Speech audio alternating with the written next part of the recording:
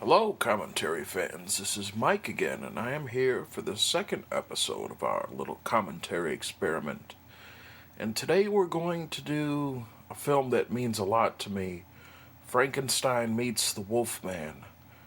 I know a lot of people have that one movie that sort of ignites their love of film, and this one is very personal to me nostalgically.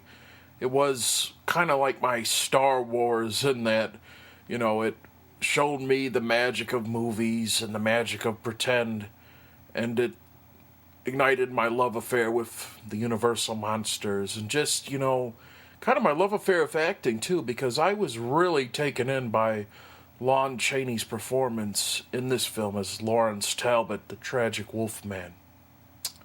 I first saw the film when I was about 6 years old because I just loved Halloween and monsters, and I picked up I don't know if anyone remembers these, but they are Monster Kid Gold, the Crestwood Hill Monster series, which were a children's book series that detailed these monster films, and they had pictures of the monsters, and the title that always gripped me was Frankenstein Meets the Wolfman. On the cover was Lugosi's monster locking Lon Chaney's wolfman in a strangle, and really that is what started my love of film.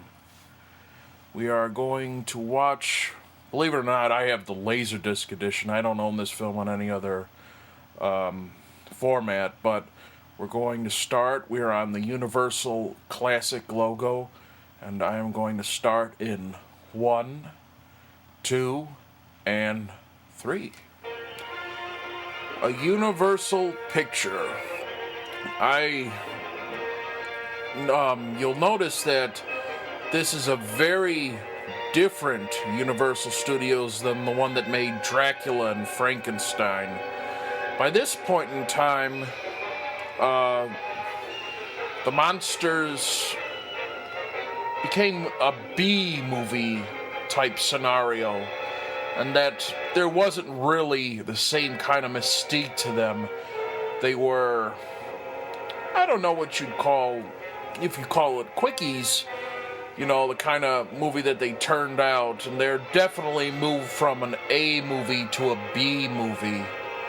And to go along with this, they needed a new star, and that star was Lon Chaney Jr. And he brings a very different kind of presence to the movie. He's not a Karloff or a Lugosi.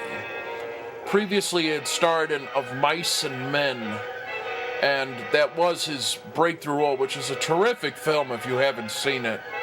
But you'll notice is that he isn't really sexy like Lugosi, and he doesn't hold himself in a charismatic, gentlemanly manner like Karloff does. He's a huge, imposing man. And also, he's very American.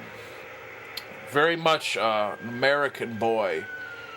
And I think that's part of the appeal to his Wolfman character, in that he isn't an aristocrat. He's a regular guy, he's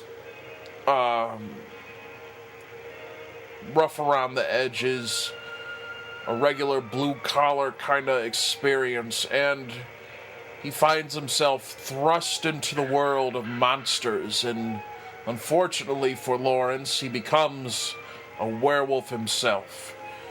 Right now, we're opening the film in a graveyard, and we're just about to see the Talbot family mausoleum. And, this opening sequence with the grave robbers and the sets here with this graveyard is really just about as fantastic as anything that was done in the olden Universal films. Say what you will, that the budgets weren't as big, or, that the same actors play in every film. This is visually creepy. The lighting is just as great. And I think it really kind of has to do with the director here. A lot of the films around this time, the Universal monster films, were directed by kind of a journeyman named Earl Kenton, who did one interesting monster movie, The Island of Lost Souls.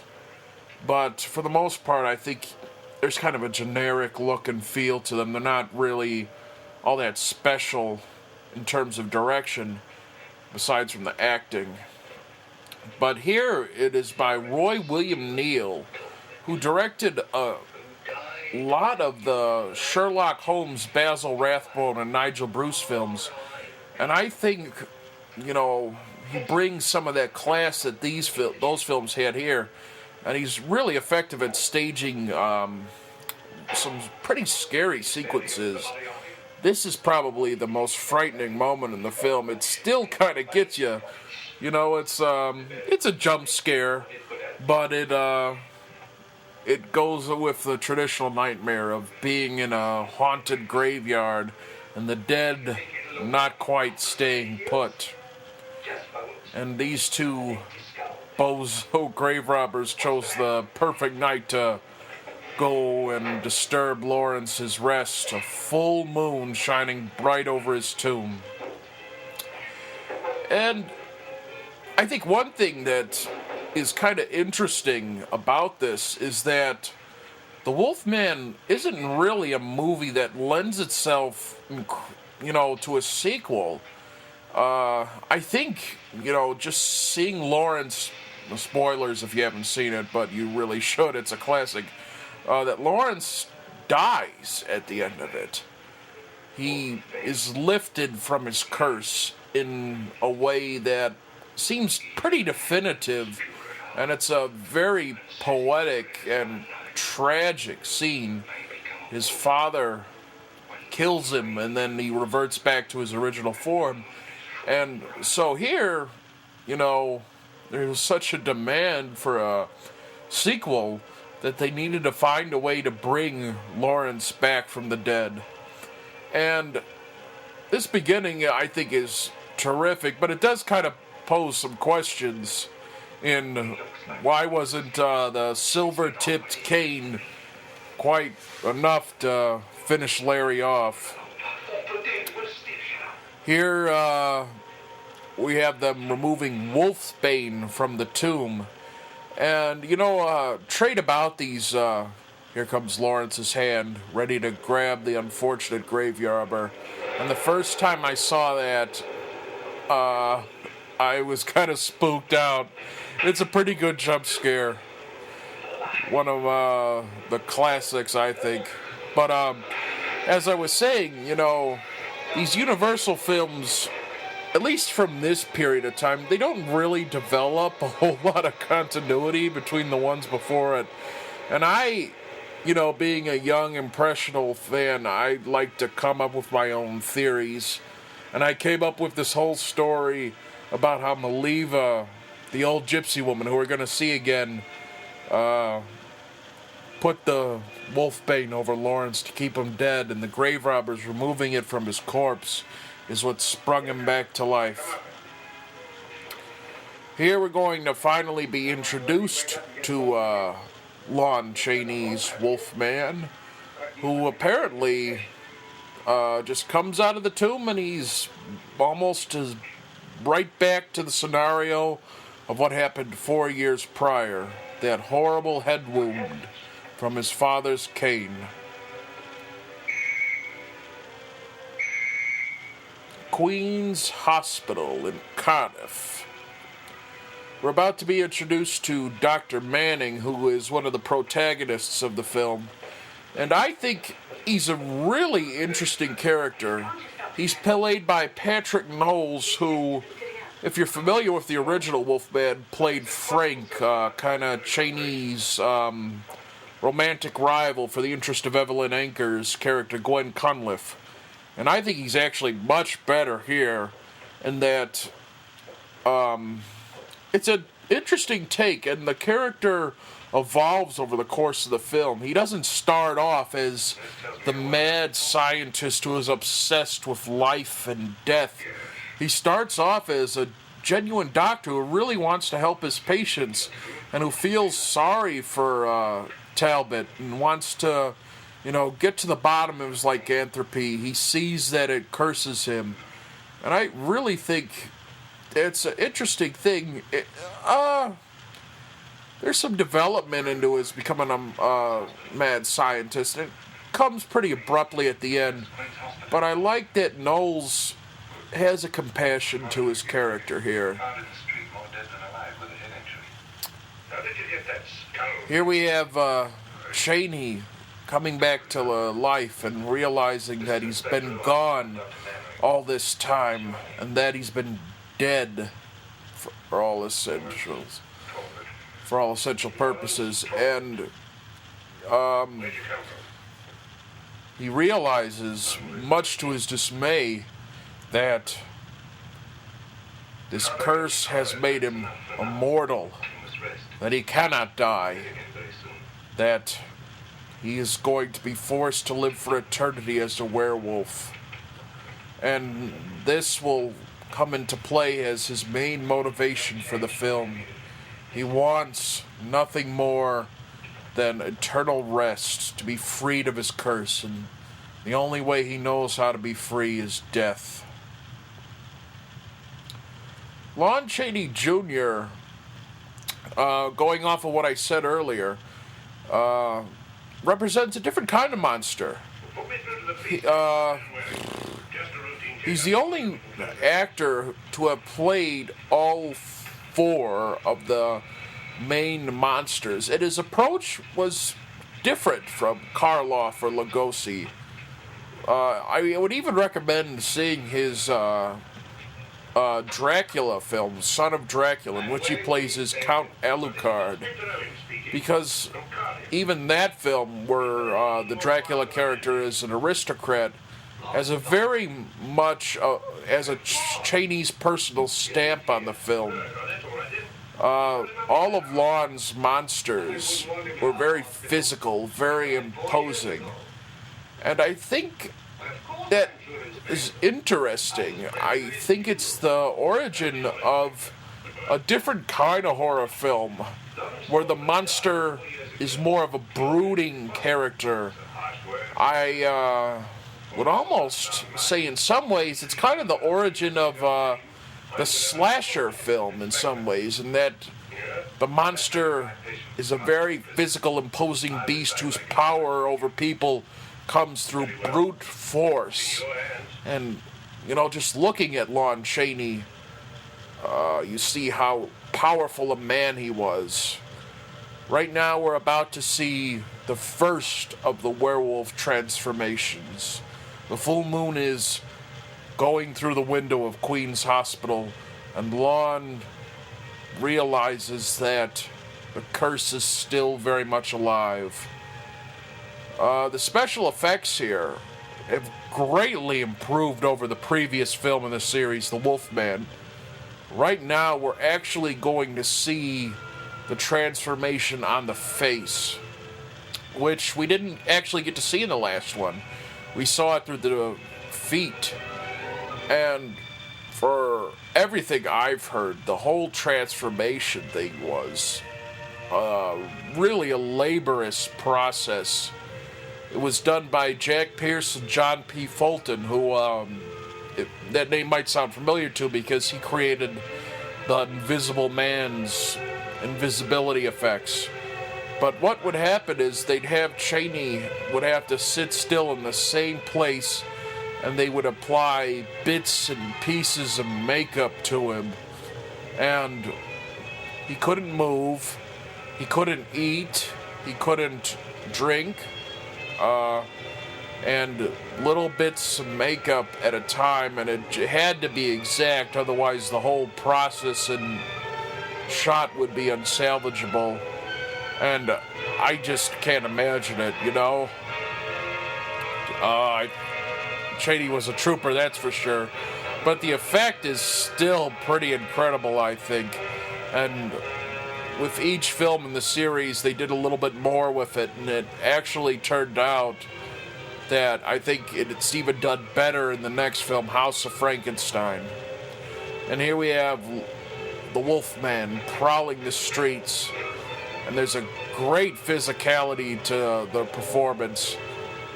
I don't know how much of it is a stuntman, but just seeing him jump around, he very much embodies the animal. And here we go, right for the throat. Chaney, there's definitely joy and commitment. He loves being that animal. You can see how physical and how much he gets into that.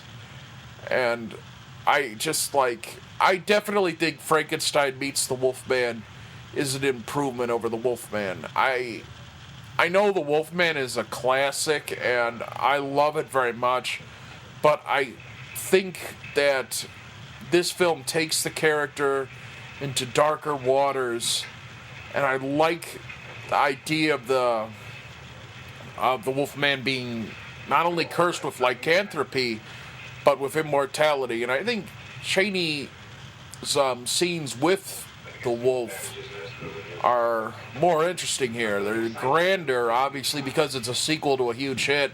They want to do more of it. But he definitely goes all in.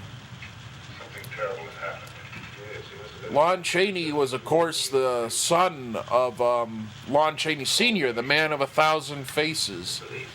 And the idea to cast him in these horror films was really, I think, kind of a bold move. He's a versatile actor, I think, Lon Chaney Jr., and that's something that a lot of people don't really think of him as, unfortunately, because he was typecast in horror films. But I think there's more to him than this idea of him just being the heavy, kind of lumbering heavy that he kind of been typecasted as. But I think what I really like about Lon Chaney Jr. and about his father as well, although I don't want to compare the two, is the ideas that their greatest roles were as these kind of tragic figures. Lenny and the Wolfman are self-destructive, and it comes to the point that the only thing that they become too dangerous from the world, and that the only thing that can save them is death. And this was something that Lon Sr. did as well in films like He Who Gets Slapped and The Phantom of the Opera. And I think it's different in some ways.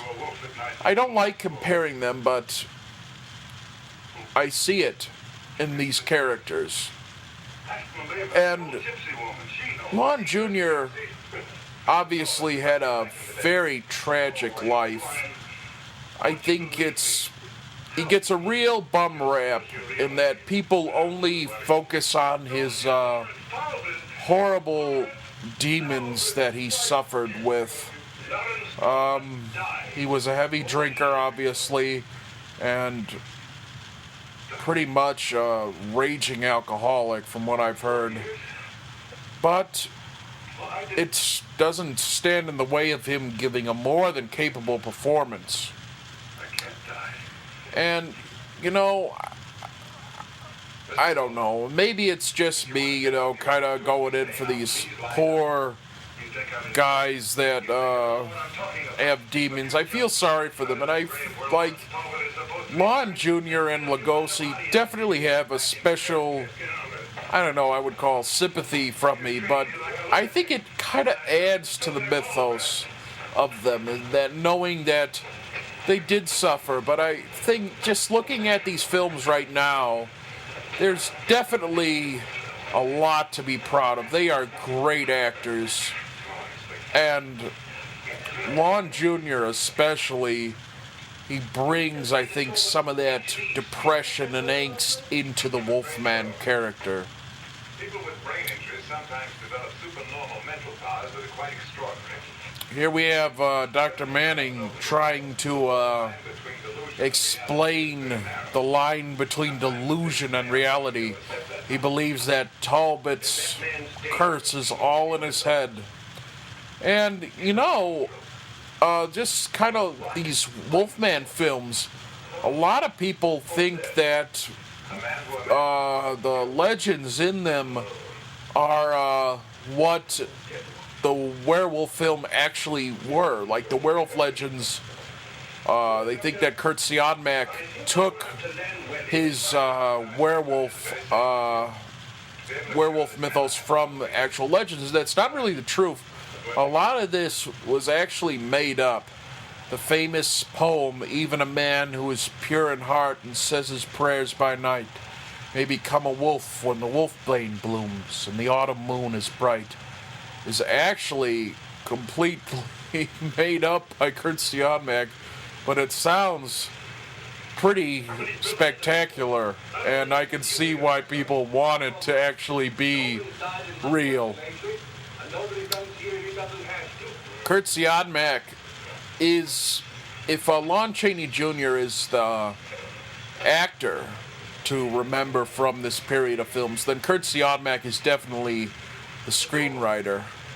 He wrote just about every one of these Universal films from the 40s, and he lived a very interesting life. He's definitely someone, if you're interested in this period of film, to actually read up on, because he lived almost 100 years, and he was kind of the go-to guy to get for interviews on these films in this time period. But there's a lot of his personal story in these films. He was a German, I believe he was Jewish as well, but he had to flee the Nazis, and so there's a lot to look at these films and look for kind of the subtext of it. A lot of film historians believe that these monster films from the 40s actually have a lot of metaphor for the rise of Nazism. And, I don't know if it's kind of a trite and predictable reading, but the whole idea of a man turning into a beast and losing his rational senses, could be contributed to the rise of fascism. And that normal people, lose their minds and become monsters. The film is actually pretty evenly divided. I think Siodmak has a lot to juggle with in his script, and that he needs to not only give the Wolfman the proper due, but also the Frankenstein. And this first half of the film is really just about the Wolfman and him coming to terms with the idea, and Dr. Manning trying to be a helpful doctor and trying to save him. Right now we're about to enter that second half where Larry escapes from the hospital and tries to find a way to end his cure. Or end his curse, not his cure. He wants a cure. This is a great line here. What? I like the look on Knowles' face. There's a brief revoke in his segment, but he really does a great job with his face. Oh, the straitjacket and escaped. The straitjacket? How? Through it. Shreds with his teeth. With his teeth? I like the character of Inspector Owens, played by Dennis Hoey there. He's kind of a rough around the edges guy, but he's really interesting. And just that great delivery there. Right now we're going to be introduced, I believe that's Lon Chaney's dog actually, Moose, who served as the stand-in for Bela Lugosi's Werewolf in the original Wolfman. But it's kind of a fun story. Lon Chaney could be a real pussycat, and I guess like he really loved dogs, and that dog started off, I guess, as a stray on the Universal lot, and then they trained him for the Wolfman, and Lon loved him, and eventually he adopted the dog himself. There's pictures from, I think, this film and the original Wolfman where the wolf, Lon Chaney, in his full Wolfman makeup is sitting with the dog and laying on the dog. It's just real heartwarming stuff. Here's Maria Umskinskaya. I butchered that, I know. But she is returning as Maleva from the first film. And she is really good in this.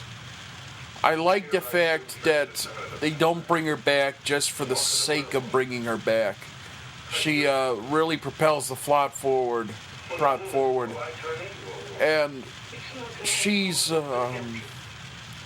different in this film. In the first one, she's kind of I don't know, a harder character. And in this film, she becomes more maternal to Lawrence and becomes a surrogate mother to him and wants to help him and protect him in the way that she helped and protect Bela. And this scene in particular, you really feel for Lawrence. You want someone to be sympathetic for him, to understand him, and to not yell in his face that he's crazy and horrible.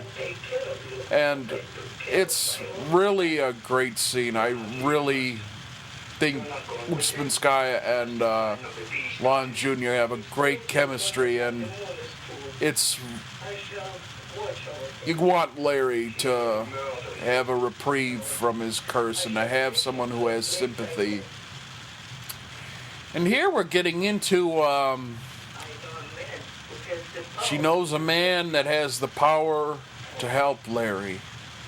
That man, of course, is Dr. Frankenstein. And, you know, it's... Before, you would think, you know, really, how could you bring the Wolfman and Frankenstein's monster together? I mean, it's kind of a challenge. They're very different beasts, and I think this does it seamlessly, in that Frankenstein has the power to bring life, and Larry only wants death. He has the secrets of life and death. And since Larry is immortal, he might be the only one who has the power to help him. Vasaria. We last saw it in Ghost of Frankenstein. And I believe I read somewhere that Siodmak took it from a translation meaning water or lake in German. And he thought the idea of the water was pure. Okay, if you're listening to the film pretty closely to I am, once Larry and Maleva pull into town, there's really a kind of a sound or cue that's in there. I don't know if they notice it, but it sounds like someone blatantly saying moo, like pretending to be a cow. And it's, you know, someone who's seen the film as much as I have, it kind of bugs me and kind of delights me at the same time. Here we have the proprietor.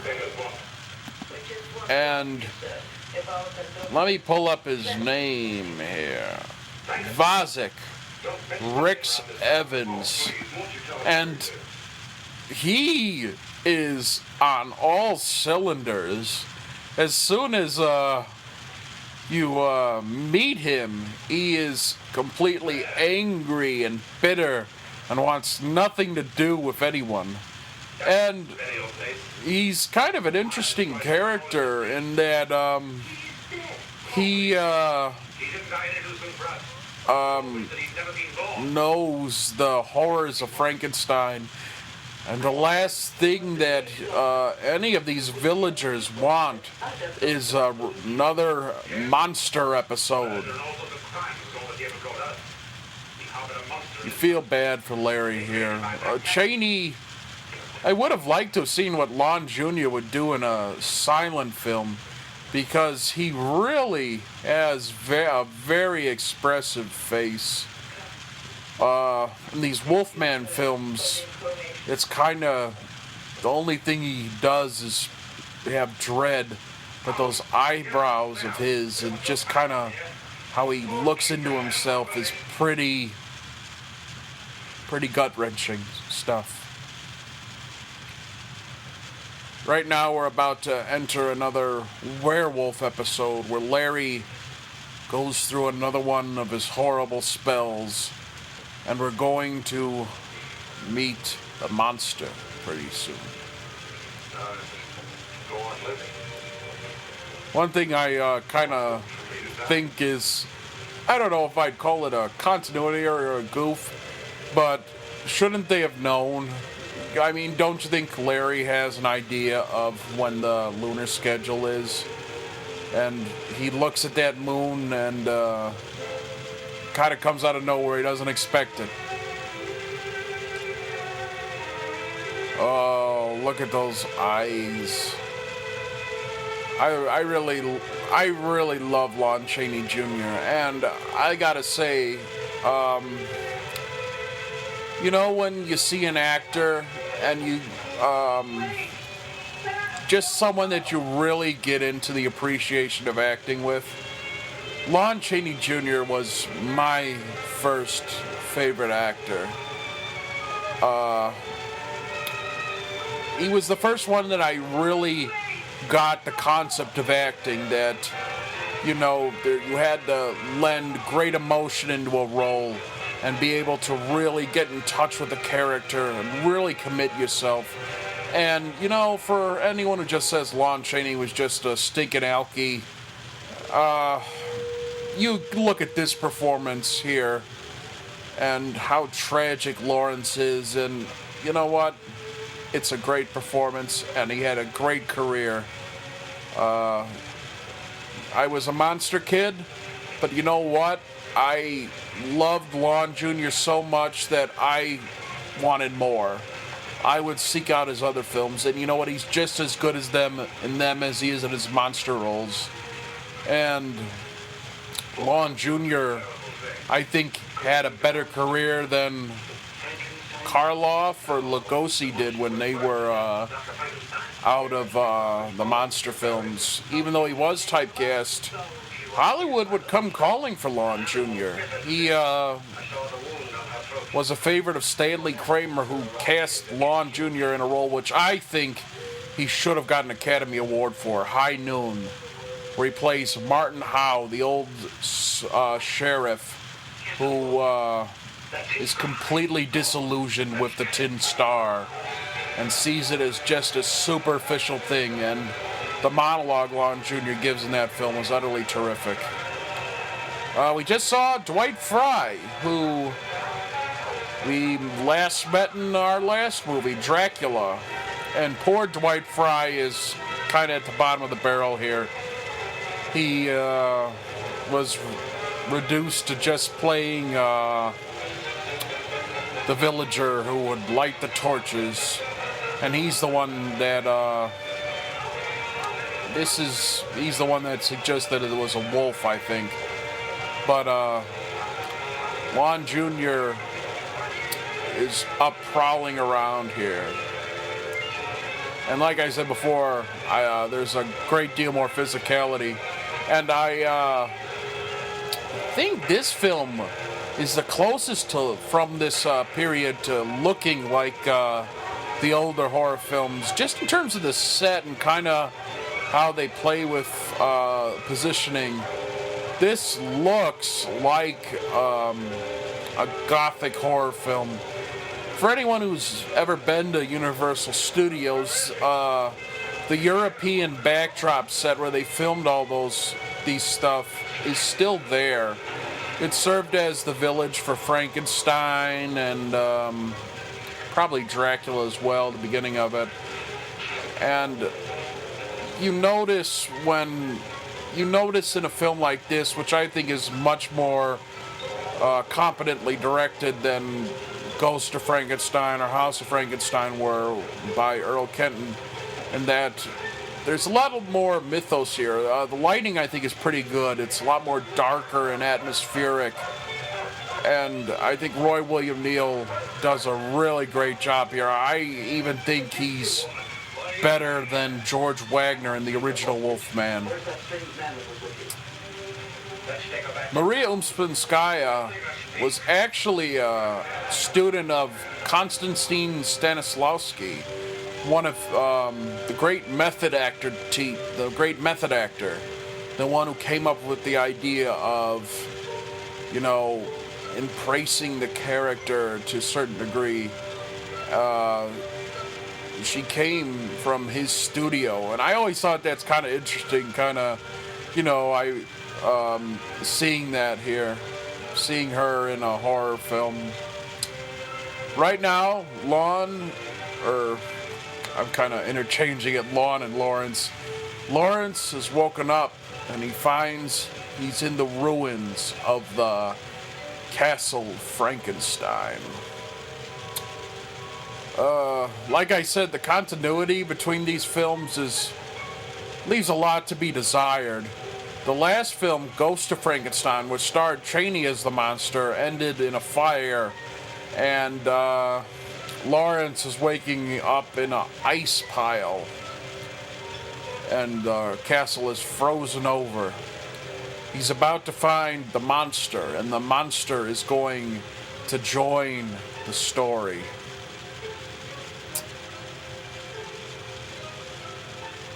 I really like the music in this film. It was used, a lot of it was from the Wolfman, but they increased it here. And the motif for the monster is incredible. It's brooding, and there's a build-up to it for sure. That piece of ice is obviously a thing of plexiglass, and Lawrence has a pretty easy time getting that monster unthawed. Here is the monster himself, played in the film by Bela Lugosi, but not here. This is actually a stuntman. And we come to it at last. Lugosi, after 12 years, 1943 to 1931, when he probably made one of the biggest mistakes any actor ever made. He turned down the role of the monster, and in doing so, kind of enabled his rival to overtake him, Boris Karloff. But now Lugosi is stepping into the nuts and bolts. And I'm going to argue that I think Lugosi is actually pretty decent as the monster. You might ask, why the heck is he even playing him here, But in this film, the monster wasn't exactly the same monster that Karloff played. You'll notice that the monster is outstretching his arms. But any Universal fan, any well-in-tuned Universal Monster fan will remember that in the last film, Ghost of Frankenstein, Igor brought the monster to Dr. Ludwig Frankenstein, who wasn't the same kind of mad scientist that his father was. He was a brain surgeon who worked in curing diseases of the mind. And to save his father's reputation or restore it, he wants to put in a good brain into the monster, which, if you remember, the original Frankenstein, the scientist gave him an abnormal brain. And Igor, the hunchback friend of the monster, who uses the monster as his instrument of evil, decides that this is a grand opportunity for me to get out of my hunchback body and to live as a giant who can conquer the world. And what they wanted to do originally was continue that storyline and have the monster have Igor's brain. And so the initial trepidation that Lugosi had was saying, hey, this character doesn't have any dialogue, could be played by anyone under all that pounds of makeup, kind of went away.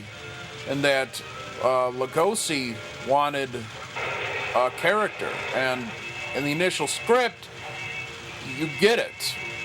Igor is back, although from what I've read, that he doesn't reference himself as Igor. He talks about himself as if he's the monster, as the monster is one being, and that I just got a new brain. Here we have Lionel Atwill, who was a staple of these movies. You forget that there wasn't video cassette or DVD or Blu-ray, or you couldn't just rent one of these movies. When a sequel comes out or something I want to see, I always try to rent the one before it. You couldn't do what they did today, recycle all these actors. And to his credit, Lionel Atwill is really a pretty great actor. He's in all these movies, and he plays similar characters, but you don't really notice it. You don't say, hey, that's Lionel Atwill again, what's he doing here? Oh, he's just doing the same thing. There's always distinct traits to all the characters, and it's pretty impressive because Lionel Atwill played inspectors 3 times, most famously in Son of Frankenstein, which is probably his best known role, where he plays Inspector Krogh. But you don't say, oh, he's just doing the same thing. In this film, it's probably the least interesting Lionel Atwill role. He plays the mayor of Vasaria, who's just kind of a do-goody kind of guy who wants to protect Elsa Frankenstein from persecution of the mad villagers, Vasaria in particular. And Larry here is looking sharp. That's a nice suit. He wants the secrets of Dr. Frankenstein, the Frankenstein records. And that's kind of a motif that I really like. It appears in this movie is that, in order to get the secrets, they have to get Frankenstein's diaries. His secrets of life and death. Ilsa here is not played by the same actress as she was in Ghost of Frankenstein. Evelyn Ankers, who was kind of the go-to leading lady of these films, was Ilsa in the last film.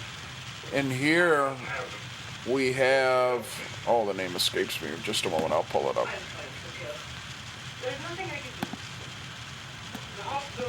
Lon Massey. I'm probably butchering Lona Massey. Probably butchering the pronunciation of that. But she was actually familiar with Lugosi from what I've heard, in that she was a prominent Hungarian actress. And I like her portrayal here. I mean, if you take this to be as a straightforward sequel to the last film, she's more mature, and you get the feeling that she kind of isn't that bright-eyed leading lady who screams from monsters that Evelyn Ankers is. She's kind of scarred and wants nothing but the monster's destruction. Right now we're about to begin the oddest moment in Universal monster history, the Festival of the New Wine.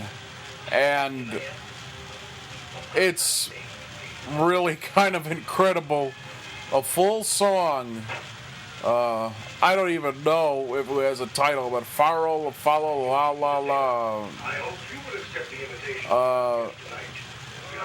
Curt Siodmak actually wrote the song from the film, and I think just listening to it, you can see that his real gift was in writing horror films and not songs like this. And the guy they got to sing it, he's something. Let's just put it that way. And sing a song powerfully. Oh boy, you got me singing, huh? I gotta tell you, I might leave the link in the description box of this on the YouTube, but there's a hardcore fan who actually went into the song and did a cover of it, and that is fandom at its finest, I gotta say. I don't know if I'd be brave enough to sing the whole song for you.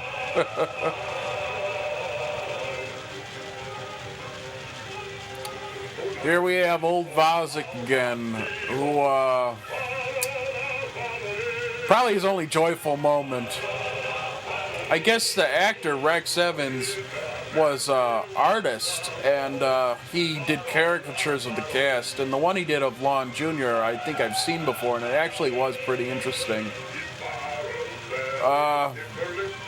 This film is actually what inspired kind of the whole idea of a crossover, but more relevant to here is that it inspired Abbott and Costello Meet Frankenstein.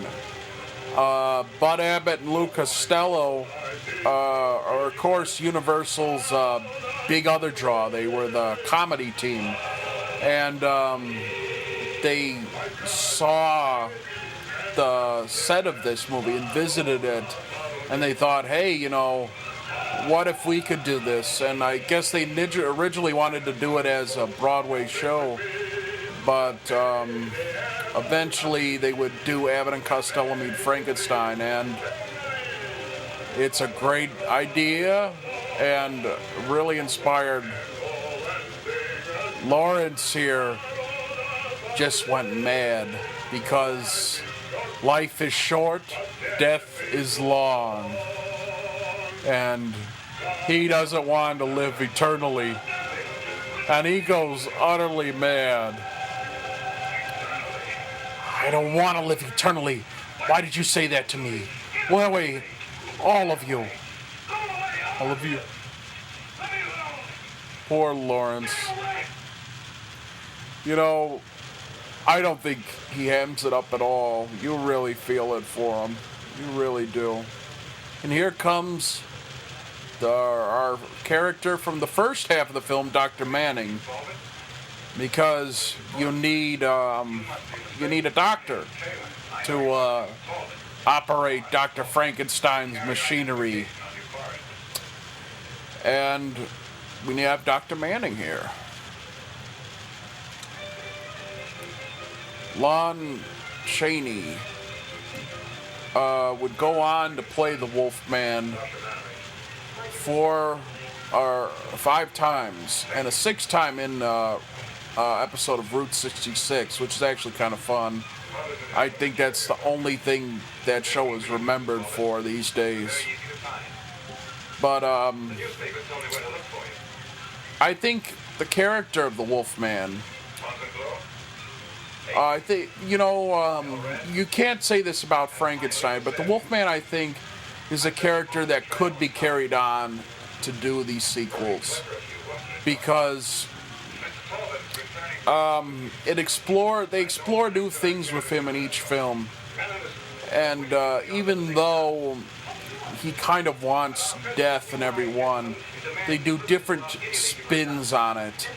And in the next film, I think they explore it differently, and they give Lawrence a love interest, and I think it's even maybe more interesting than here, in that you see the curse and the idea that he could return to a normal life.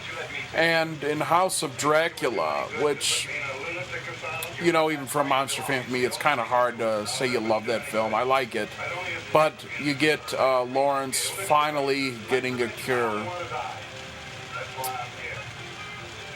Right now, we're about to see the monster again. And I'm going to go into why I think this is actually a pretty decent portrayal of the monster. Lugosi gives the monster some character. There's an awkwardness, to be sure. A lot of people didn't understand why he's outstretching his arms, and that's not Lugosi's fault. But there's a determination, I think, in Lugosi, and when you compare him, Lugosi's performance as the monster, to Lon Chaney Jr.'s in the previous film, which I think is just utterly lifeless and pretty boring until his brain is transplanted into the monster skull. Then he shows a little bit of life. And Glenn Strange, who doesn't... the makeup looks great on Glenn Strange's face, but he doesn't do anything. He sits on the table all day long, and it's pretty boring. But Lugosi...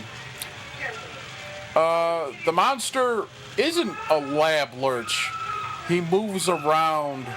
There's determination to his movement. And, you know, to be fair, you know, half the battle is how interesting the makeup looks on the face of the monster. And I think the makeup works pretty well on Lugosi's face. There's definitely some character to it. Unfortunately, though, Lugosi, I don't think, is able to give as full a performance as he probably would have liked, or if I would have liked for him to give, because around this time, Slater found out that this was when Lugosi was experiencing his health problems with his back. A great book to read, I know I recommended it last time, is The Man Behind the Cape, written by Robert Cremer, or Cremer, I don't know how to pronounce it, C-R-E-M-E-R is how it's spelled. He wrote a review of Lugosi, and it was written in the 70s, and so it was when Lugosi's fourth wife, Lillian, was alive, who was married to him through pretty much all of his monster career. And Lugosi suffered from horrible back, and we are back. You know, I haven't used the Laserdisc player in a while, so I kind of forgot you have to flip them in the middle of the movie. But as I was saying, Lugosi was actually shot two times in World War I, and he, you know, being the trooper that he was, and just the fact that every soldier was kind of viewed as cannon fodder at the time, he went back to fight despite those injuries, and it caught up with him. He was prescribed with morphine to treat his back pain, and eventually and unfortunately became medically addicted to it. And from what I've heard, or, you know, that I would definitely speculate it, even if I hadn't heard it, is that this role probably wasn't a wise decision to take on. But Lugosi had to say yes to everything, I think, because he felt like he would miss out on it and couldn't afford to take care of his family. But this role definitely took a toll on him. The monster makeup and costume, I've heard, added as much as 60 pounds to the actor playing it. And Lugosi wasn't a Lon Chaney Jr. who had experience as a stuntman. He was a 60-year-old man at this point who had a lot of health problems, and I've heard that eventually on the set of this film he fainted, and that a good portion of the film is actually stuntmen. And you know what's interesting about the monster in this film is that, of course, at the end of it, there's the climactic battle between Frankenstein's monster and the Wolfman. And so, Lugosi is getting probably the most physically demanding monster assignment, and he couldn't handle it. I really would feel bad if I found out that this role hurt him and caused him agony, because I think it did kind of serve as an embarrassment to him. You just look at this and he does kind of look awkward in places, but knowing kind of the story behind the production of the film and knowing the kind of what originally was intended, I think Lugosi is actually pretty good. And just kind of comparing it to the other monster performances, I think he comes off probably as my second favorite monster after Karloff. Of course, Karloff kind of predicted what the monster would become. And, just talking about earlier, like I did, about, giving the characters something to do in the sequel and not having them return without any purpose. I think this film gave the monster his most purpose since Karloff played the monster. And Igor definitely was a great character. I don't think it was a wise decision to kind of kill him off in the last film. Would have been interesting to see the series continue with Igor, because he was much more interesting than the monster. You see Son of Frankenstein, and he steals that from Karloff.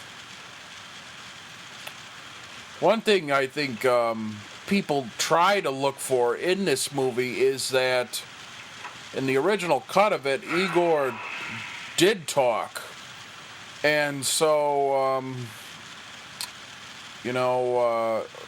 test audiences, I guess, thought it was ridiculous, although they should have noticed that before it goes to Frankenstein, which I think probably would look even more ridiculous because it's Lon Chaney Jr. being poorly dubbed over by Lugosi. But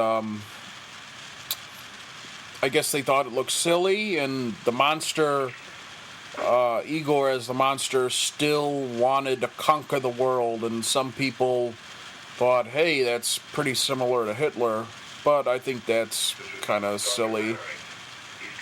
But going back to what I was saying earlier, people actually can claim that, hey, there might be some dialogue here. And right then, the monster, when he shrieks out at Dr. Manning and then with that piece of timber, it could be one of the few instances where Lugosi talked. And Manning there is begin his descent into madness, looking at the monster and saying, hey, this is an achievement of science. And I think that's kind of really an interesting approach, like I said earlier. And that Manning is this normal doctor who wants to help people, but the whole idea of, just being able to look at the human body and seeing this great achievement of science kind of just becomes too much for him. And I think it's kind of more interesting than just kind of having a mad scientist just for the sake of it. Its lifetime will equal the lives of more than 100 human beings. Here is My creation. probably the most explanation they've gotten into how Frankenstein's science behind creating the monster works. What good does it do me? I'm not interested in life. I was always kind of fascinated by it as a kid, the whole idea of energies, negative energies, positive energies, connecting the poles from plus to minus to minus to plus. Energy which can be transmitted. That's pseudo B-movie science as its The energies from my finest. can be drained off also. And Larry wants the energies from his life. Dr. Frankenstein left Here we have Maleva kind of becomes thrown to the sidelines. with these machines. One glaring error of this film is that they don't really resolve what happens to Maleva's character. She kind of can help me be rid of this thing. leaves Alive eternally. the story and just kind of sits to the side for a while, holding a parka or a blanket around herself. I always got the feeling that it was intended that she died, and since this film was kind of butchered in post-production, I have to imagine that something would have been filmed, because it really is glaring. Patric Knowles is probably my favorite side character in these films, or side actor. He's really good in this. I just kind of like the subtleties here of him looking at Frankenstein's machinery. Connect these wires again. And, you know, Ilsa kind of becomes his romantic interest. And she says, hey, you know, you have to remember your purpose, that you promised to destroy this monster. And he's kind of enamored by the genius of Frankenstein. Right now we're about to enter sort of the conclusion of the film. Machines day after day. This one has a mad mob, but you know, you gotta give that Vaza credit. He becomes the one-man mob here. Here's Dwight Fry, and I believe this is, if it's not his last film, it's his last Universal horror film. Dwight Fry tragically died of a heart attack because he was a Christian scientist who didn't believe in any sort of medical care, and so he didn't get regular checkups, and he died of a heart attack shortly after this. And I believe I read somewhere that under occupation on his death certificate, like, they didn't even list him as an actor, which is really a terrible insult. Was a talented actor, and in Dracula especially, he's utterly fantastic.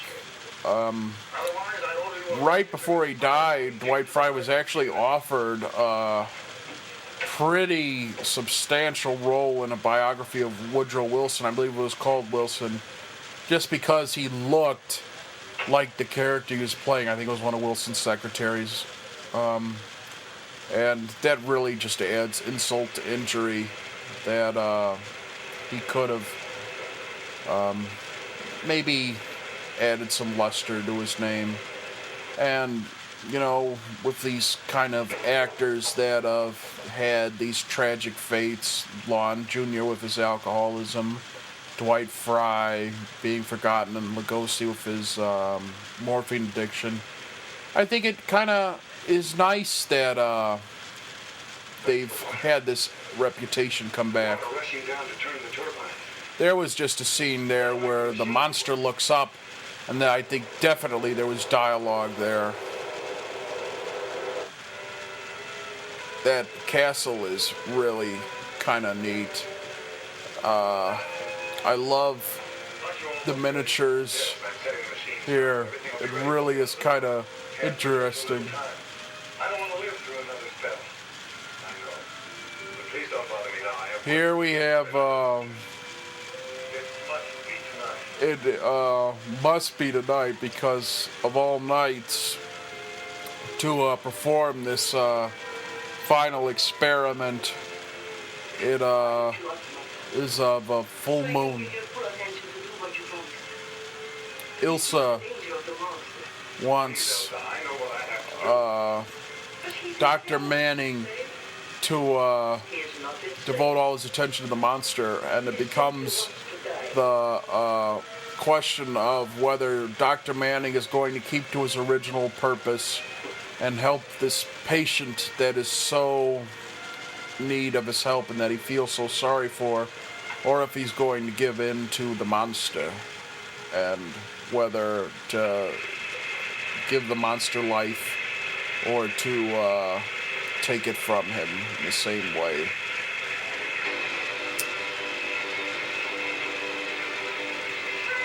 Here we have the special effects of the monster's laboratory, of Frankenstein's laboratory, and they generally look the same with all the goofy spinning wheels, and it's just wasn't quite impressive as the original machinery from Frankenstein and Bride of Frankenstein.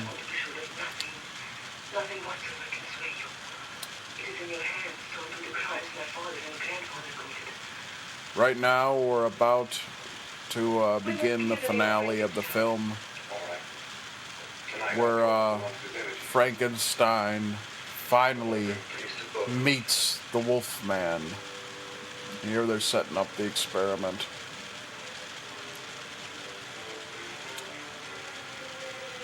And Manning decides to drain the energies and give peace to both of them. This final scene, of course it's not Lugosi as the monster, but what you wouldn't realize is that it's not really Chaney all that much as the Wolfman. The classic horror film board, which is a great community if you're interested in these films at all, but they want to find what stuntmen are in this final sequences. Here's that mad look of Manning when he realizes that he cannot destroy Frankenstein's monster creation. He's got to see it at its full power. And he follows in the footsteps of the mad scientists before him and neglects poor Lawrence. But as I was saying, it's really interesting. Like, they've actually freeze-framed this film to look for which stuntman played which monster. And Lugosi's stuntman, who we saw being lifted from the ice, was actually Gil Perkins and Eddie Parker were the stuntmen. And for how physical this final fight gets, they're both really fantastic, I think. But the problem is that they don't really mix the footage all that well. You see Lugosi in close-up, and then you see the guy who's a lot taller than Lugosi, a lot more slender in the face, doesn't have quite the bloated face Lugosi has. Here, I think, as if this film was done right and gave Lugosi justice, is the moment where you would see him having a full-blown character arc. You see kind of glee in his face when the monster realizes that he's regaining his former strength, and you kind of see the malevolence of Igor returning again to the monster's face. And here they wrap up things rather nicely. That arc there that we saw was used in Son of Frankenstein. I recognize it. But Lugosi's Frankenstein, there's a moment here where if you're in tune with it, like I said, and you sort of know that this is actually supposed to be Igor, there's some footage of the original Frankenstein spliced in there of the machines. If you know what's behind there, when here he's opening his eyes, and just like the idea that his sight is returning to him, I really like it, and it gives Lugosi his due. He's back. The monster is back and ready in business. Oh, look at that. That is Lugosi's that's Lugosi doing his best work as the monster. You see not only the monster, but Igor as well, and Lugosi's expressive face, even behind that monster makeup. You see that classic malevolent smile there. And Vasaria here is about to destroy the dam. Where's Vasaria? He said he'd blow up the dam. And there we have Dwight Fry sending off his horror film career. Poor Lawrence has to endure one last spell, but he also becomes a hero and saves Ilsa and his friend Dr. Manning from the monster. Yeah, right now it's pretty embarrassing in that they don't really, mix Lugosi with the stunt doubles all that well. But I think you know what? I'm willing to suspend my belief, because what we're getting here is what monster fans want.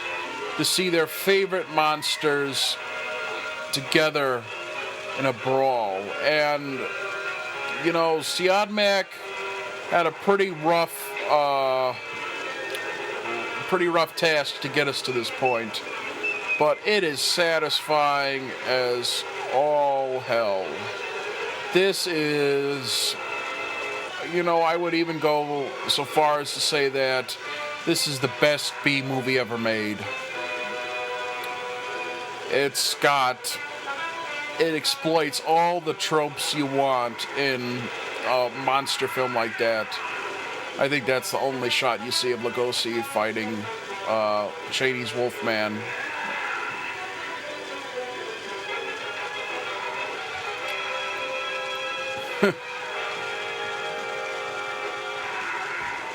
Boy, we've come a long way since now. We've come a long way on our monster crossovers. This fight isn't really all that as spectacular as, Alien vs. Predator, Freddy vs. Jason, but it's a heck of a lot of fun. And you kind of, the kid in me is kind of wondering, who would win this if this lasted. The monster has, of course, the brute strength, and he's able to topple all these machines and throw, but the Wolfman is much more agile, and he has the ability to kind of swoop in on the monster and take advantage of his awkward joints. But they can have a winner, because there's fights. You can't, there's fans of both of them, and so you can't have a winner. And so the water comes through the dam, crushes them both, and they are left to die. And the castle, that beautiful miniature castle, is washed away. But I have a feeling they'll be back.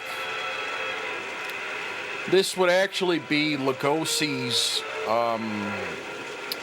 last Universal film until Abbott and Costello meet Frankenstein, and I kind of wish he had played Dracula in House of Frankenstein, which is the next entry in this series. Of course, this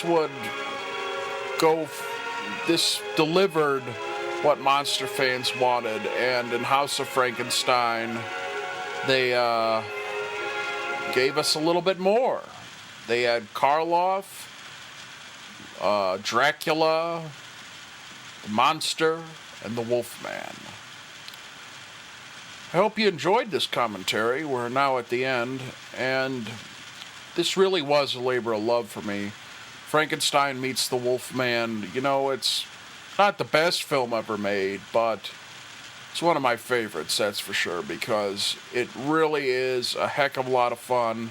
It's got a great performance by Lon Chaney Jr. and Patric Knowles, and it offers another look into the complex career of Bela Lugosi, and I will argue with anyone who says that Lugosi should be ashamed of this performance, because I think there is some interesting stuff going on here.